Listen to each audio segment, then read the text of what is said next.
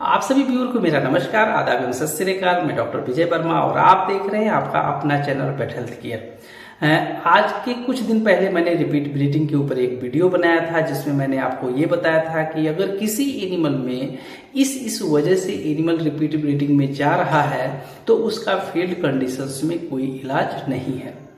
आज जो हम रिपीट ब्रीडिंग पार्ट 2 लेकर के आए हुए हैं, इसमें हम आपको ये बताएंगे कि कौन कौन से ऐसे हार्मोन होते हैं जिसकी डिफिशियंसी अगर हो जाती है तो वो एनिमल रिपीट ब्रीडिंग में चला जाता है। आइए एक एक पॉइंट को अच्छे से समझते हैं और जैसे इस पॉइंट को आप ध्यान से सुनोगे और समझोगे वैसे ही आपको ये पता चल जाएगा कि इस केस को हमको कैसे ट्रीट करना है। तो इस कड़ी में जो पहला नंबर आता है, अगर किसी एनिमल में डिलेड ओवल्यूशंस की कंडीशंस डेवलप हो गई तो वो एनिमल रिपीट ब्रीडिंग में चला जाता है। तो आइए इस कड़ी में जो सबसे पहला नंबर आता है वो आता है डिलेड ओवल्यूशन का। डिलेड ओवल्यूशंस का मतलब ये होता है कि जब कोई एनिमल हीट में आता है, हीट में आने के बाद एक टाइम होता है जिसमें उस एनिमल के जो ओवरी होती है उससे अंडा बाहर निकलना होता है। इसी प्रोसेस को ओवल्यूशंस कहा जाता है। अगर ये उस टाइम पे ना निकल करके उससे ज्यादा टाइम लेता है तो उस परिस्थिति में क्या होता है कि जो ओवल्यूशन और इंसेमिनेशन का सिंक्रोनाइजेशन होता है वो प्रॉपर नहीं हो पाता है। इसकी वजह से क्या होता है कि जो अंडा निकला वो बाद में निकला और जो स्पर्म हमारा आया वो पहले आ गया, तो उस कंडीशंस में स्पर्म की डेथ हो जाती है और जिसकी वजह से फर्टिलाइजेशन प्रोसेस कंप्लीट नहीं हो पाता है। तो ये जो डिलेड ओवल्यूशन होता है इसका सबसे मेन कारण होता है कि अगर किसी भी एनिमल में जो ल्यूटिनाइजिंग हार्मोन होता है अगर उसकी कमी हो जाएगी तो उस एनिमल में डिलेड ओवल्यूशन होगा। फील्ड कंडीशंस में अगर डिलेड ओवल्यूशंस का केस आपको मिलता है तो उसका ट्रीटमेंट आपको कैसे करना है, क्योंकि इसमें बेसिकली एलएच हार्मोन की कमी की वजह से ये प्रॉब्लम क्रिएट हुई, तो अब उस एनिमल्स को एलएच हार्मोन आपको देना है। तो इस केस को हम इस तरीके से हैंडल कर सकते हैं, या तो एनिमल को डायरेक्ट हम एलएच हार्मोन दे दें या जीएनआरएच हार्मोन दे दें।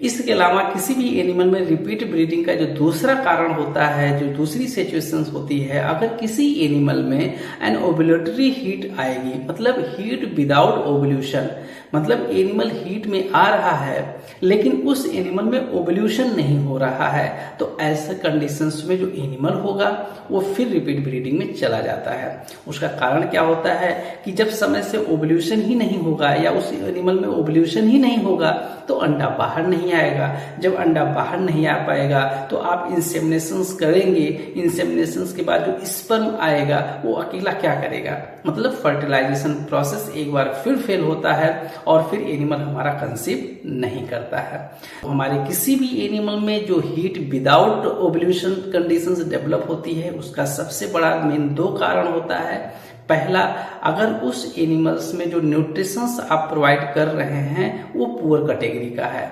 मतलब अगर अंडर न्यूट्रिशन उस एनिमल को रख रहे हैं, मतलब जितना उस एनिमल को न्यूट्रिशंस मिलना चाहिए अगर वो न्यूट्रिशंस उस एनिमल को नहीं मिलता है तो ये कंडीशंस डेवलप हो जाती है। और एक दूसरा कंडीशंस और होता है, अगर कोई एनिमल्स अपने बच्चे को पिला रहा होता है तब भी ये कंडीशंस डेवलप हो जाती है। वो एनिमल हीट में आता है लेकिन उस एनिमल में चूंकि ओवल्यूशंस नहीं होता है इसलिए वो एनिमल कंसीव नहीं करती है। तो अगर फील्ड कंडीशंस में आपको इस तरीके का कोई केस मिल रहा है तो उसमें सबसे पहले उस एनिमल का आपको न्यूट्रिशन में सुधार लाना है, और जो दूसरा सुधार लाना है उस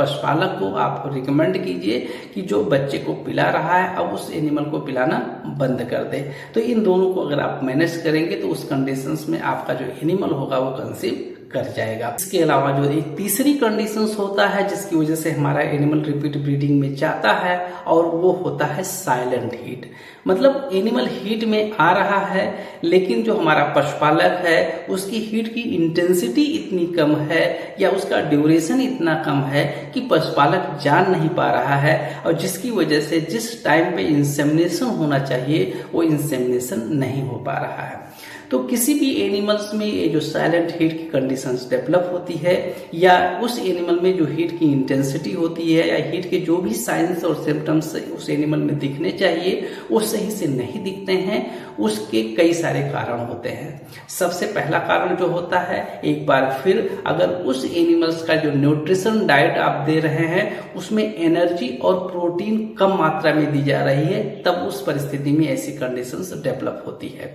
एक दूसरी कंडीशंस और होती है, अगर कुछ मिनरल्स ऐसे होते हैं अगर उसके फीड सप्लीमेंट में नहीं दिए जा रहे हैं उस वजह से भी होता है। और ये मिनरल्स कौन कौन से होते हैं? आयरन होता है, कॉपर होता है, कोबाल्ट होता है, मैग्नीज होता है, आयोडीन होता है, फास्फोरस होता है और इसके अलावा एक विटामिन होता है जिसको विटामिन ए कहते हैं। अगर इन सब की कमी पाई जाती है तो उस कंडीशंस में जो हमारा एनिमल होता है वो खुल के हीट में नहीं आता है, या जो हमारा एनिमल होता है हीट में जो भी साइन और सिम्टम्स देने होते हैं वो प्रॉपरली नहीं देते हैं। इस तरीके के जब भी आपको फील्ड कंडीशंस मिले उस एनिमल्स को आपको पशुपालक को बताना है, इसका जो न्यूट्रिशन का डाइट है उसमें प्रोटीन और एनर्जी जो कंटेंट है उसको बढ़ावें और साथ में कोई मिनरल सप्लीमेंट जरूर प्रोवाइड करावें, ताकि ये जो मिनरल की कमी की वजह से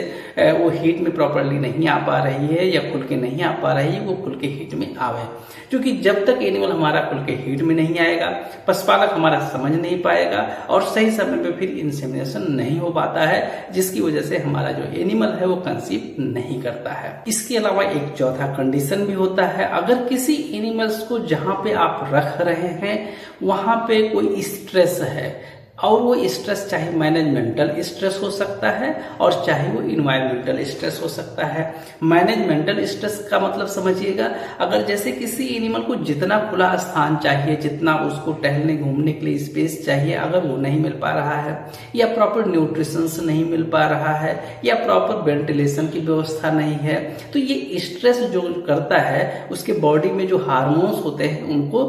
डिस्टर्ब करता है और जिसकी वजह से जो हमारा एनिमल होता है वो प्रॉपरली हीट में नहीं आ पाता है। इसके अलावा अगर इन्वायरमेंटल स्ट्रेस में जैसे कोई एनिमल आप जिस जगह पे बांध रखे हैं अगर वहां पे गर्मी बहुत ज्यादा है या इसके अलावा अगर बहुत ज्यादा ठंड है, तो उस कंडीशंस में ये जो इन्वायरमेंटल स्ट्रेस होते हैं वो दो प्रभाव डालते हैं। एक जो हमारा हीट की इंटेंसिटी होता है उसको कम करते हैं और दूसरा जो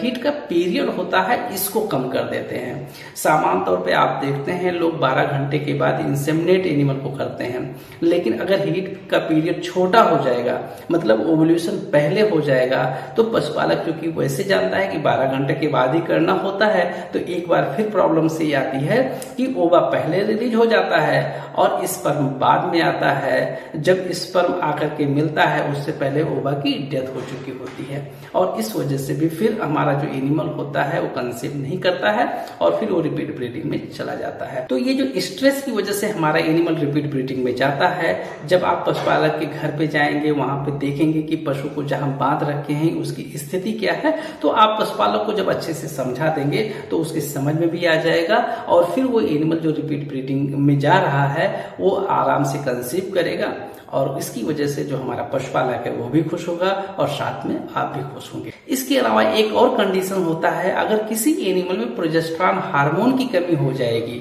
तो जब आप इंसेमिनेट करते हैं, इंसेमिनेट करने के बाद फिर जो हमारा सीएल का फॉर्मेशन होता है और फिर सीएल से जो प्रोजेस्टेरॉन हार्मोन निकलता है अगर वो जितना चाहिए अगर उस लेवल का नहीं निकल पा रहा है, फिर उस परिस्थिति में क्या होता है, अर्ली एम्ब्रियोनिक डेथ हो जाती है। तो इस वजह से एनिमल बार बार रिपीट ब्रीडिंग कंडीशंस में चला जाता है। तो इस तरीके के जो केस होते हैं उस केस में फिर क्या करना रहता है, जब आप इंसेमिनेट जिस दिन आप कर रहे हैं उसके 5वें दिन आपको उस एनिमल पे hydroxy progesterone 250 mg IM injection लगा देना है और फिर आप देखेंगे वो एनिमल पूर्ण रूप से जो रिपीट ब्रीडिंग में चला जाता था वो रिपीट ब्रीडिंग में नहीं जाएगा। तो आशा करता हूँ हमारा ये वीडियो आप सभी को पसंद आया होगा। यदि हमारा वीडियो आप सबको पसंद आया हो तो हमारे वीडियो को लाइक करें, शेयर करें। यदि अभी तक आपने हमारे चैनल को सब्सक्राइब नहीं किया तो हमारे चैनल को सब्सक्राइब जरूर कर लें, साथ में बेल आइकन को जरूर प्रेस कर दें ताकि कोई भी इंफॉर्मेटिव वीडियो हमारे चैनल पर अपलोड हो उसका नोटिफिकेशन आपको तुरंत मिल जाए। मिलते हैं किसी और दिन किसी और केस के साथ, तब तक के लिए आप सभी व्यूअर का बहुत बहुत धन्यवाद। जय हिंद, जय भारत।